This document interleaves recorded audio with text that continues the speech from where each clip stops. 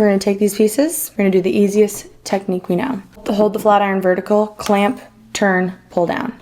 Clamp, turn, pull down. Clamp, turn, pull down. Do you guys realize how fast this flat iron just heated up? Clamp, turn, pull down, and I'm gonna alternate every section. Clamp, turn the opposite way, pull down. Now sometimes you can hold it vertical, clamp, turn, pull down, and sometimes you can't because your arm just doesn't move that way, so just don't. Clamp, turn, as long as you're going the right direction, pretty much gonna be fine. And as long as you're not holding it fully horizontal, you're gonna be fine. I'm gonna take a large section here, throw these in the back, throw this in the front, start in the front, because I like all the pieces in the front to go away from my face. Clamp, turn, pull down.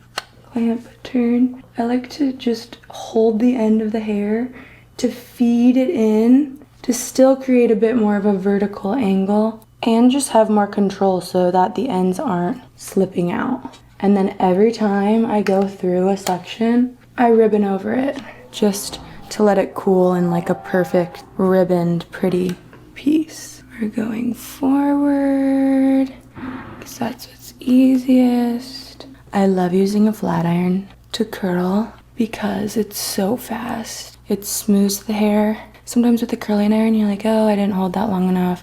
The heat didn't saturate through. We have to go over it again.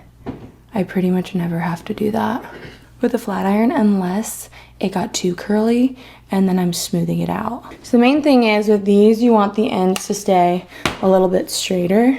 I take massive sections, which just works with the flat iron. I'm gonna do this second section from the front away from my face as well. And I like to pull these front sections forward towards my face so that it starts the curl a little earlier and that it lays like in front of my face instead of doing the Farrah Fawcett flowing away from my face. I'm gonna go in this way. All right, we're gonna go in two sections here towards the face, away, away. And I could just walk to work without brushing these out so that they really cool. Just gonna comb through so you can kind of see, or you can just kind of shake through it.